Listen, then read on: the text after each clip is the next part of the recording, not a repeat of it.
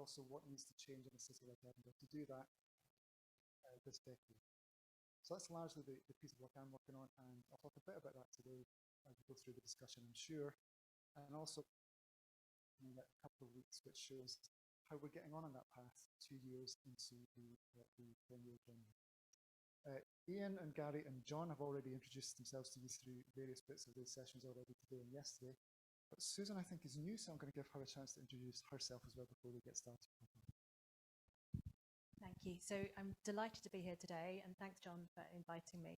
I think the reason I've been invited, sorry, I should have said, Susan Murray, Director at the David Hume Institute.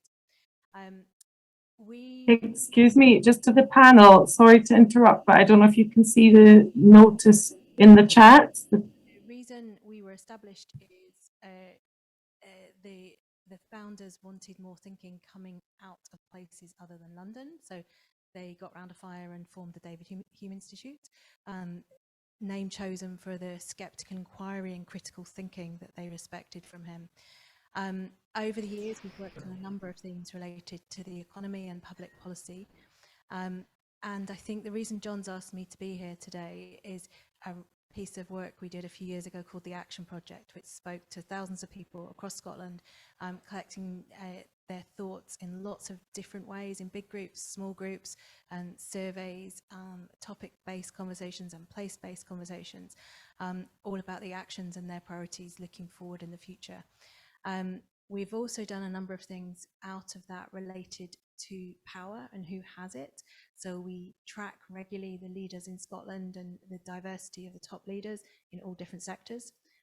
One of those I think will come up in conversation, which is the charity sector and funders. And another project we've just published called the Great Risk Transfer, which I think is really relevant to the conversations we've been having over the last few days. So if you've not heard of us and you want to hear more about our work, please subscribe on our website, thedavidhumeinstitute.org. And that's probably enough for now. I just want to pass on Zoe's apologies from the Robertson Trust. She was going to join us on this panel, but she sent profuse apologies at the last minute. So if you're wondering why she's not here, she does send her apologies.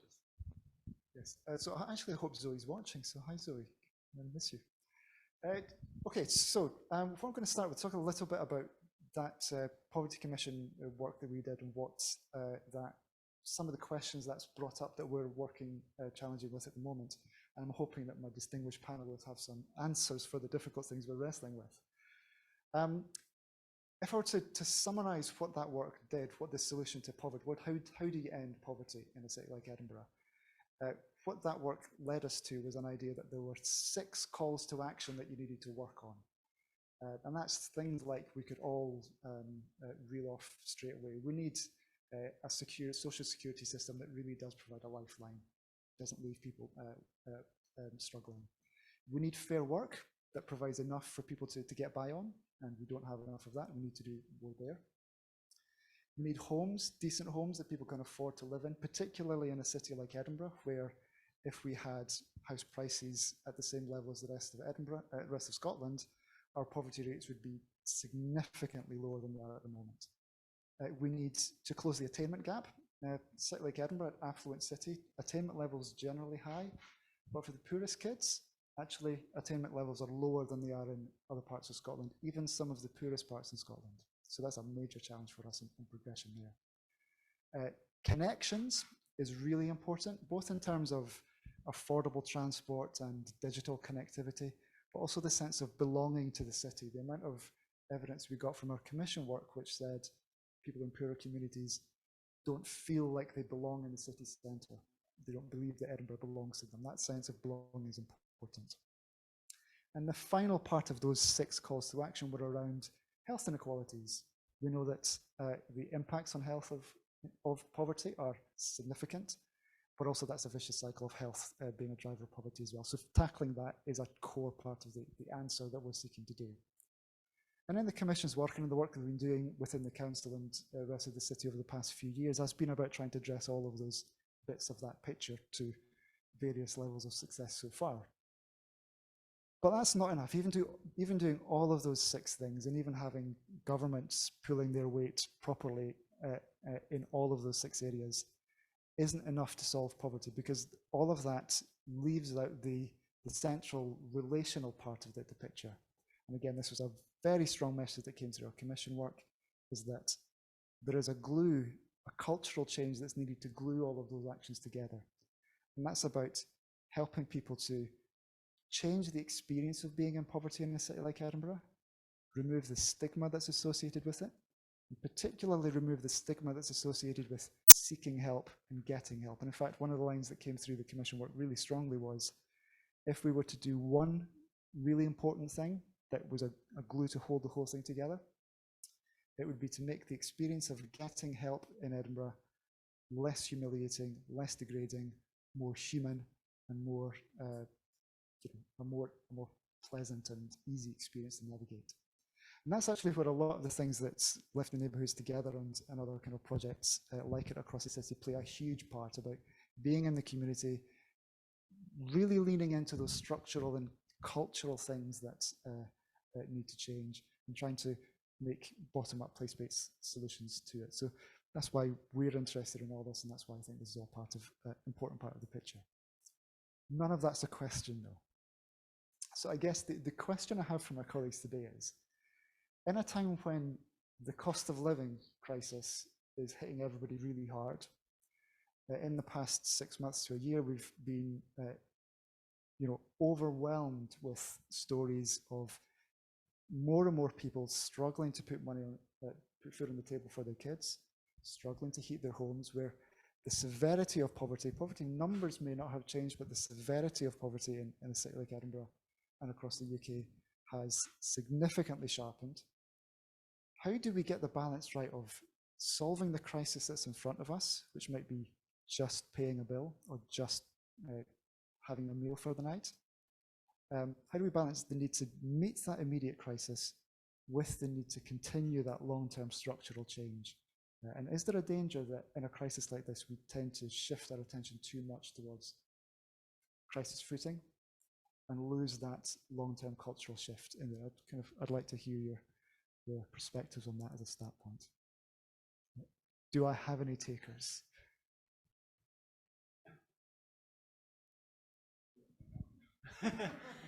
It's one of those big questions. It's always a tricky one to answer, isn't it? Because in many ways, it's ultimately you want to be preventative. You want to have services which work together and are seeking to prevent people getting to any point of crisis. But ultimately, we're in a situation where crisis is just it's there, it's widespread, and it's really hard for people at the minute. And so I think in many ways there is that need that we're going to have services which are reactive at the minute, because if not, that's where the big points of crisis are.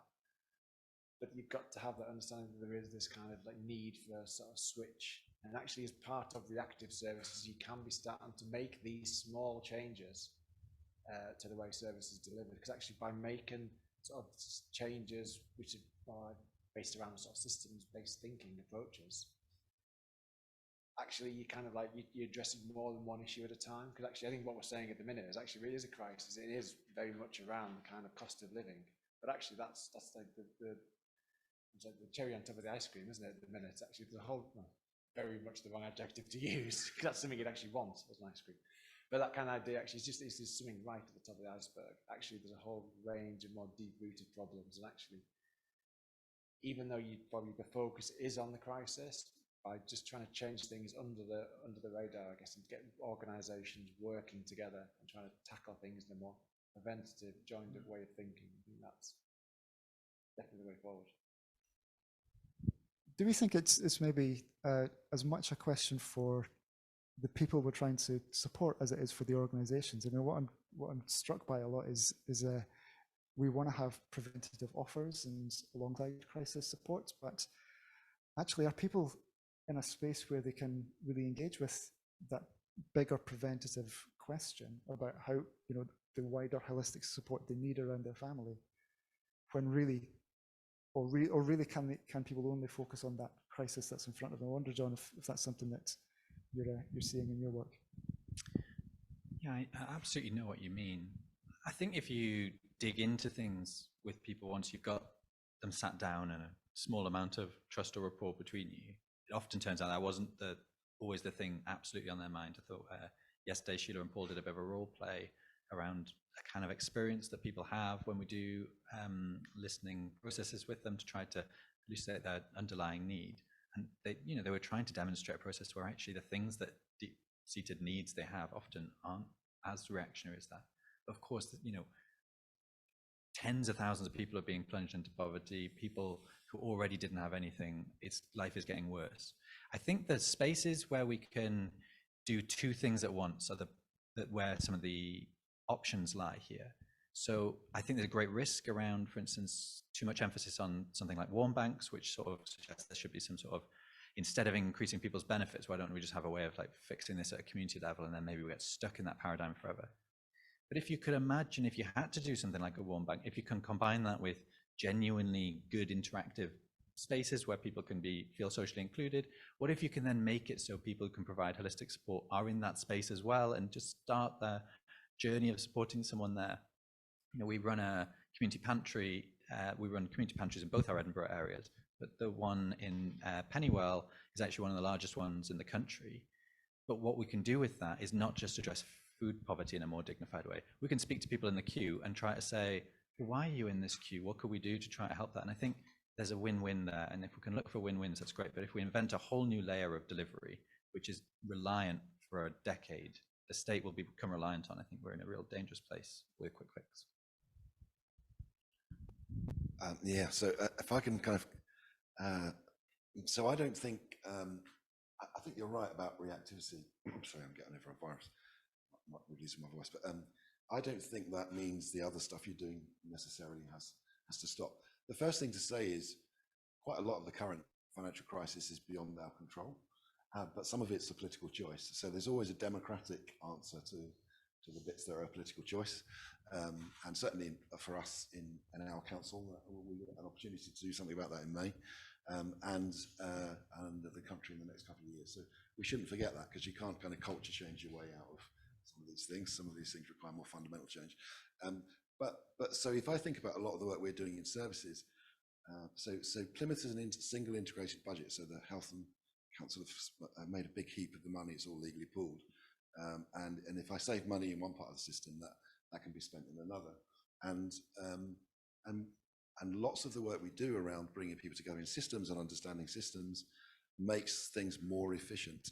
So, for example, a project we did in drug services reduced the did not attend rate from about over 60% to 10%. So that's a massive efficiency gain at a time when you're cutting monies to drug services. So you don't necessarily, so you end up treating more people for less money. And there are also things you can do. So I'm thinking about the vaping project, where we're giving away thousands of free 3-month supply of vapes to vulnerable poor smokers. That's a quarter of the price of normal smoking cessation. It's a 95% reduction in health risk. And it also, because we get 100% take up, and about 20% of people stop smoking altogether, and the other 80% mainly vape. It's a massive saving on smoking, so it makes a massive impact on their individual budget. So you don't have to stop doing the creative stuff because you also have to do the crisis stuff. And lots of us, my guess is, did lots of really good creative systems-based work during COVID, which was another kind of existential threat, where everyone was all hands to the pump, and we were doing loads and loads of crisis work. So yeah, so what I'm saying is, I think that you don't have to rob Peter to pay Paul. You can do both, and actually learning from one thing often informs another. There are things we learned in COVID, services we didn't need, or ways of organising that were ludicrously expensive that could have been done in a much more efficient way, that we learned through COVID. So I don't think these things are mutually exclusive. So I'm going to take a slightly different view, but I think that's what I'm here for. So that's my role fulfilled. So I think it's really hard, particularly if you're someone working really closely alongside people in severe poverty, to take your problem-solving hat away from fixing that immediate dire need. And that's probably the right thing for that person in that role. How do you get the person warm and fed? That's got to be your number one priority. However, for other people that aren't in those roles, they've got the system change hat on. They have to step back and think, right, if you're talking to someone that's saying, well, we've had interest rates this high before, it's not a problem. The difference was last time we had interest rates this high, there was much less difference between the richest and the poorest in society. And because now we've got stark differences, it's really hard if you're well off, and we've got to remember those percentages. 1% of the population are earning enough money to be comfortable in this. In Edinburgh, there's quite a few of those. So how do you understand that if you can't heat your home or feed your children, that's a problem? It's and fixing them, sending them to one place, that's got to be the solution. And so those kind of questions you've got to talk more about, actually, how do we not end up in this situation again? So we do a regular survey every quarter called Understanding Scotland's Economy, and that's talking to people about their thoughts on the economy and also what their spending intentions are. So our last 2 surveys have clearly shown really early on that people are cutting back, and it's not just the very poorest, it's at all levels. People are cutting back their discretionary spend on going out, on eating out. So that's going to have a massive knock-on impact on the economy, and we need to be thinking about that ahead of time. We're going to lose a lot of businesses. We're then going to lose a lot of charities. How are we going to cope with this? We're heading in for between 5 and 10 year recession, apparently, depending on who you listen to. But what happened when some of this started, with the mini budget that was called a mini budget to avoid doing an OBR forecast? We have to be questioning those sorts of things. Some of this high interest rate has been created by a mindset, but that mini budget was welcomed by a lot of people.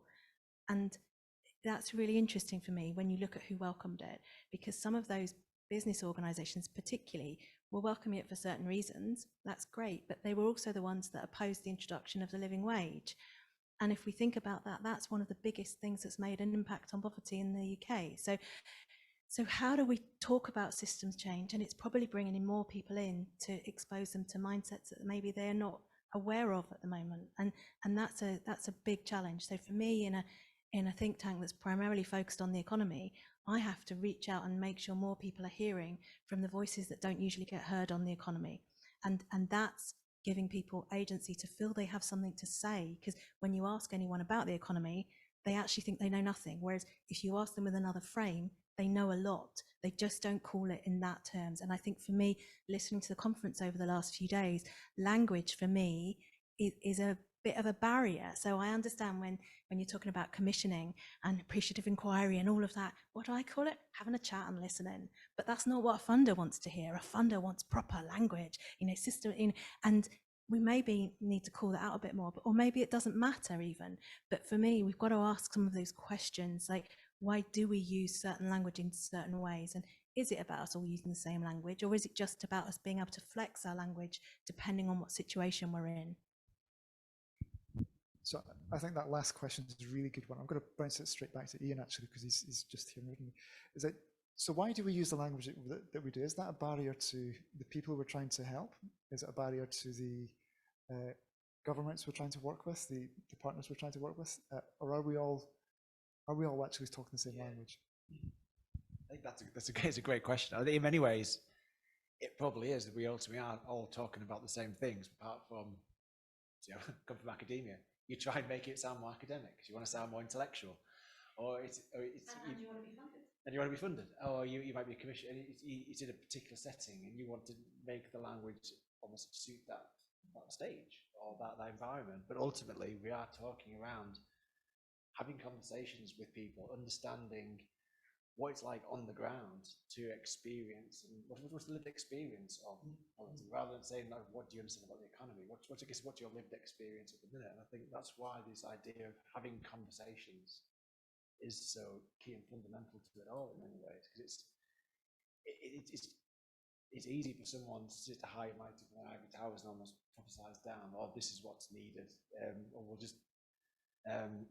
reduce the top rate of tax and we'll have growth and it'll trickle down. Actually, does that make sense to someone on the ground and their experience? Because actually that growth is probably a long way off.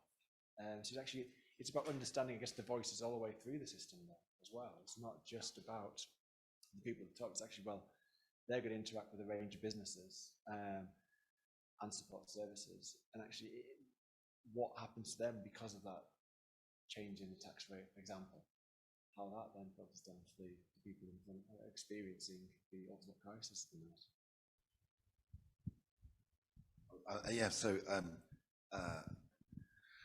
So I think that you use the language that's appropriate to the people. So when I do appreciative inquiry in the park, I mean, appreciative inquiry is a particular kind of conversation, so that's why I use that word to describe what it is. It's not just having a chat. I'd say, I'm Gary, I'm from the council, I'm collecting people's stories in the park today, make sure story. Surprisingly, almost no one refuses. But one of the kind of more transformational things, I think, which is in process in our city is, I was asked to teach our economic development department to do appreciative inquiry, and they are in the process of, so they have a project at the hospitals speaking to nurses who are in work poverty, so they're working, but they can't eat and eat, and going out into our poorest communities and interviewing citizens about how they think the economy of the city should work, alongside the traditional people they would have spoken to in business, etc. But a lot of the reason, you're right, a lot of the reason we use particular names for particular kinds of conversation is to give legitimacy, because if you work in a council, then the councillor will say, well, I door knock every day at 4 o'clock and I have conversations, and they're not the same as your conversation. So it's about delineating and creating legitimacy, I think. I'd echo the general sentiment that we shouldn't talk about this jargony language around system change in particular, and the patronizing language around poverty. Actually, I think a lot of the language around poverty, even saying, oh, I see you're in poverty, do you want help? I mean, it's not appropriate language. So actually, the reason the conference today is called Lifting Neighbours Out of Poverty, and yet our program's called Lifting Neighbours Together, is, of course, we didn't want to write in big letters poverty on our office. And of course, we didn't want to write, oh, by the way, we're doing whole person support. Do you want some holistic support? Of course, we don't write that. We have to use other language. So I think that's clear. I think within the sector and within people who are trying to deal with system change, we have got a lot of jargon in here. There's no two ways about it. But there's a reason that sectors have jargon, and sometimes it's to keep other people out, as we're saying. That does happen in finance and all sorts. But there's also a specificity around it. When we say things like, well, our approach is just to learn, one person might hear that and say, well, that's just to kind of have a few excuses when things go wrong, if you see what I mean. And someone else might say, no, there's a very particular journey we're on here, and it's all about prototyping. And there's a difference between prototyping and piloting. That does mean something different to people. And if we go through that, it does make a difference, and it hones our skills. The biggest problem for me is you broadly need to speak to politicians as community members. They're interested in the same broad brush statements of, we want more, better, fairer things. And then that's much more difficult when you're saying, well, actually, why don't you make it so you can't stand up as a minister and say, we've got 30,000 people into work. You can only say, well, we've set some behaviors in the system in place that hopefully have had the right kind of impact. Of course, they're not going to say that. So I think the challenge is in that space, particularly where they're really more like community members in that sense. And yet, our language suddenly dries up around them. So I think that's difficult. One of the great conversations I had once was someone saying to me, well, it wasn't to me, it was in a group conversation, saying, please stop using the word disadvantaged. We're in a community with less resources, and we've had less resources for certain reasons, but it isn't a label that I recognise. We've got brilliant community where everyone supports each other, and actually I think that community over there, which has more resources, is actually more disadvantaged. And that led us to unpicking some of the assumptions in the Scottish Index of Multiple Deprivation, because that's used routinely by funders to prioritise where resources go. But there are certain assumptions in there that mean that some communities get resources and others don't. For instance, access to car use is ranked higher than access to public transport in weighting the accessibility to public services. And that's quite an assumption when you think about disadvantaged communities, and using that word, knowing that there's problems with it, are less likely to have access to cars. So that affects a whole load of decision making that we don't acknowledge. And I think challenging some of the assumptions in the data is really important. I think that's really true. The other word that I always find myself reacting against when I say it myself is the word vulnerable. Thinking about vulnerable people and vulnerable communities, when actually most of the people in poverty that we've spoken to as part of our work are the most resilient people I can imagine, dealing with the most difficult things and still getting by. That's amazing. That's not vulnerability. That's amazing resilience. Oh, let's share words. I love this. We were talking about it before, social mobility. Let's talk about that one, as it's the solution to all poverty, is what I'm hearing in a lot of the media at the moment. And actually, I have a real problem with that. And some of the conversations I've listened to or have been really interesting on that. You know, people feel that coming with that term is the need to leave the community in which they're currently living. And not everyone wants to. Some people do, but not everyone does. And one woman said to me, look, I love living here. Yes, we've got less resources, but I want to live near my mama, you know, and I don't want to leave. Yeah, I want a good job, and yeah, I want the community to have more, but I don't want to leave, and I don't want to be blamed for not leaving. And that sense of blame was coming through quite a lot in that conversation. And that led me to think about the rebranding of poverty across the whole of the UK and the Social Mobility Commission dropping poverty from its name.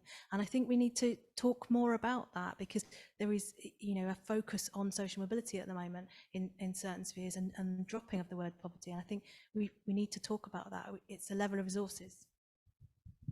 So my thing is the word community. So I think it's a code word, and it refers only to poor communities or council estates. That we don't talk about the Mayfair community, or what are people doing about the billionaire community, or that we only really use it when we're talking about poor areas of our towns. Business community. Yeah. John, Ian, any words that you would like to take out of the lexicon? Sorry, Ian. You go first. About the social mobility. I guess it's a lot of these words actually attaching like problems with place as well. That's the problem, isn't it? So it's almost like it's because of where you live. That's the problem. And in many ways, it's because of the way people interact, like externals interact with those places. That's the problem. It's not the people in those places that are causing what's there. It's the way that services don't go there to deliver. There's no jobs around. It's these other factors which cause the issue. It's not about people there. So I think that's tied up with the kind of issue of social mobility and community in many ways. I take Gary's point about community. I think you're right. Maybe it is a code word, and maybe we do use it like that. We often talk about neighbourhoods on the basis that neighbourhood means more than community to someone, you know, or a neighbourhood might contain lots of different communities. I very briefly mentioned that we work with the Roma community in Govan Hill. In practice, when we speak to them, we're like, oh, it's a whole bunch of communities. They don't all like each other. They, you know, you've got to be particular. And in fact, maybe it's just a bunch of extended families that overlap in place and need. I'm not sure whether I want to take out the lexicon, but no, I said lexicon instead of dictionary for Ian's reasons. I've come across marginalized coming back as a word. And I think it's really interesting because I intuitively hate the idea of calling communities marginalized. I think it's patronizing and but then on the other side, it's a very enabling word in terms of getting stuff done. If you describe a place as marginalized, you can kind of speak to a politician and be like, yeah, we need to avoid that marginalization. And it gives a sense that people don't have a voice as well as don't have assets and don't have opportunities. It gives that kind of third element, which is a kind of voice.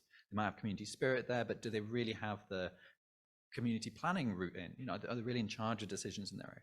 So I go backwards and forwards on marginalized, and we don't use it, but I do think it has a place for that reason. But a bit like disadvantage, you know, what do you say that's better than disadvantage? Well, sometimes you say, well, it's not disadvantage, maybe it sounds like it's their fault in some way. Could we say systematically disadvantaged? The system is disadvantaged, and then we're suddenly into this techno babble of, if you see what I mean.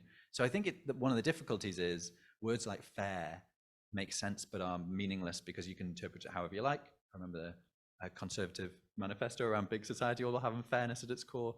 You know, fairness you can interpret anyway. Some of these words help because they're more specific, but they're all pretty patronizing and demeaning. But so really interesting. What I think I want to do is maybe pick up on a second of the points that Susan brought up, which was about how widening the conversation into places where the conversation doesn't normally go. And I'm really always aware, sessions like this, other network sessions that I run and others have been on, is that we have these really good discussions where we bring out a kind of depth of understanding of what poverty is and the challenge and what all these kind of things.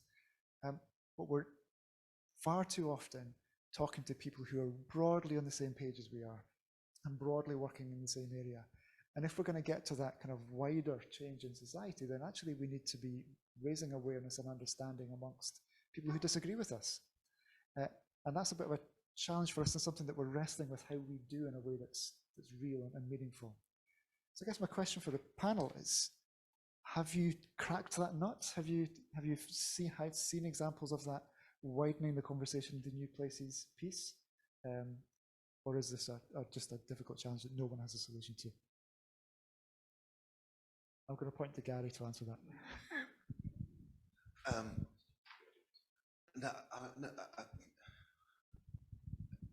I mean, I think it is possible to talking to the enemy, to talk to people who disagree with. One of my observations in recent years, it seems to me that loads of issues have become like football teams. So people identify with a particular football team. Your football team can do no wrong, and the other football teams can do no right. And you will defend your football team until you die. And it's been increasingly difficult to have dialogue. But we have found that some of the kind of people who didn't agree with us, working really hard to get them to participate in some of the things we've done, has enabled them to at least see our point, or to slightly modify their own position if they don't completely abandon their point, obviously, because it's part of their identity, but as it is ours. But it is possible to build bridges. So one of the interesting things for us with all this work we've done around human learning systems is when we began, we were a Labour council, then we were a Tory council, then we were a Tory UKIP council, then we were no overall control, then we were Labour, and now we're back to Tory. And none of them have stopped us doing it, largely because it saves money, but nonetheless, none of them have been kind of ideologically opposed to us doing that. John? I often find that, that at a macro level, the decisions people make, because they come from different sort of mindsets, is hugely different. Government decisions couldn't better do this. But when you look down at particularly local politicians, but all politicians really, if you speak to them individually and you talk to them about their constituency caseload, for instance, there's a part of it where I increasingly realize if we can find the language, wow, we're just like a way of saving them a whole bunch of time. They are themselves doing a role which is doing a bit of navigating, advocating for people, all these kind of things in the background. They have to be multidisciplinary. They wouldn't use any of these words, but actually if there's an element of us saying we're kind of on the same page about this, because absolutely I wouldn't agree with you about tax policy or Brexit or something, but at the same time we definitely share an interest in these people, and they're tripping over themselves to try to do best by the people getting in touch with them across the board. So I think if we can put it in real human terms and treat them in that way, we might be able to get somewhere. But I certainly think there's a big gulf between people thinking, and there's certainly an element of, even among the five of us, like a sort of groupthink potentially. Indeed. Thanks. So I come with this with a vested interest that I'll declare, in that we're a think tank that tries to bring people together across sectors, and that's been our kind of unique selling point for many years, in that it's about diversity of thought. So we're not just business sector. And one of the reasons we do the Understanding Scotland survey is, much of our work for years has been looking at the labour market and productivity, but it wasn't really being looked at in human terms. So the Understanding Scotland survey tracks the number of people losing sleep due to worries about their personal finances. That's down to 3 in 10. It's a massive statistic. If that's your workforce, they're coming to work without sleep. Now, anyone that's had a young child screaming all night knows how ineffective you are if you've not had sleep the night before. How can we raise our productivity? How can we have growth if a third of our workforce isn't sleeping? We have to really put this in human terms, in ways that people might not be thinking if their mantra is growth, growth, growth. Yeah, yes, we do need growth, but we can't do it if people can't eat or eat, because that's the number one thing that makes people productive at work. There's also a tension between the climate and growth, which is largely being ignored at the moment, I think. there's tensions all over the place with it, with the agenda. No, so we've got a few minutes left, so I want to finish on what might be a good high note. I don't know. We know how hard this is. We know that the numbers are terrifying. If I look in Edinburgh, we've got a target, an interim target in 2024, which will need us to lift 15,000 people in the city out of poverty in that time, in the context of everything we've said on cost of living. So I'd like to hear from all of you in the work that you're doing in the places where you are, how optimistic are you that we can get the change that we need and that we are going to stay on track to do that? And I'll go to Ian first. I think, in many ways, I think that someone's going back. I think we sort of kind of touched on this earlier on. In many ways, the easiest thing to do is almost like to set the course on, set the train on the right course. I think that's probably one of the bigger things to be almost aiming at the minute. So kind of recognizing actually achieving what the target is actually it's incredibly complex anyway. Even if the economy was growing and we're in, I don't know, early noughties type of growth and things are going really well, things are booming, because it's always, because of the different measures we use. I think this is the other type of thing, or how you're talking about, you want to lift everyone out of take everyone out of poverty. Well, in certain ways it's a relative measure, in which case actually you might never get people above those boundaries, because if you are increasing it for people at the bottom, you're probably increasing it at the middle and the tops, therefore the relative boundary increases anyway. But in the current context, where you've got, obviously, the economy's not going well, inflation's going high, cost of living is going down, in those certain benefits have been, particularly in England anyway,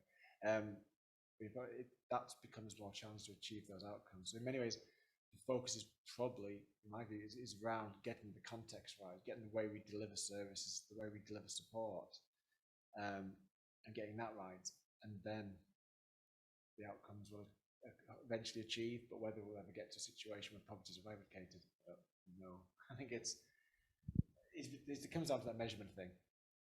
That's not particularly optimistic, yeah, right, John? Well, I think there's a big overlap between confidence and naivety on these things. Now, I'm confident, right, that we'll make an impact on this front. But part of that's because I think it's essential we have a mindset where we're aiming to end poverty and inequity as well. I think that's a useful second part to this. I think if we're not aiming towards that, what ends up happening is we build incremental change into the system, which can be great, but can avoid us really like trying to make significant steps forward. What we can end up with is we build one layer upon another layer upon another layer of provision and hope that eventually this will make a difference. Whereas actually sometimes tearing it down and starting again can make a difference. I found it very useful to start using the words that we're looking to aim to end persistent poverty. And that's got a whole technical bit of academic jargon around it, but it means something.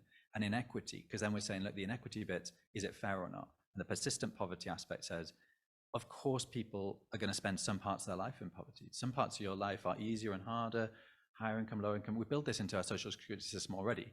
When a student is in huge debt at university, we don't say, and they're very poor necessarily. We think about their circumstances. Persistent poverty, should the places remain poor for decades? Should people remain their whole life in poverty, and should it be intergenerational? That feels like something we can end. So I feel like we need a North Star, and those two words seem to help me in that front. Optimistically, I think from a public service perspective, we could just concentrate on doing good things, doing the right things. But my reflection is, in 2015, where we are now, nobody could have possibly imagined in their wildest dark fantasy that we would be where we are. And I'm probably the oldest person on the panel. There have been times, you know, I remember in the 90s, people saying history is dead, and, you know, I think the walls come down. And so I mean, who knows? And anything is possible. Very often, when you're at one kind of extreme end of the pendulum, it swings the other way pretty rapidly. So I think it's unpredictable. Well, anything is possible seems like a pretty good way to end this. Just, thanks so much for your time. We've come to the end of our slot here, so I want to thank Susan, I want to thank Ian, I want to thank Gary and John. And if you'd like to know anything more about the work that any of us are doing, I'm sure you should get in touch with the organisers and we can pass on that material. But with that, I'll bring this session to a close and I'll hand over to John, who's going to wrap things up for the conference for us. Thanks so much, Chris, and to panel. Please do take a seat at the side of the room, and if it's okay, I'm going to just wrap up for just one moment to everyone.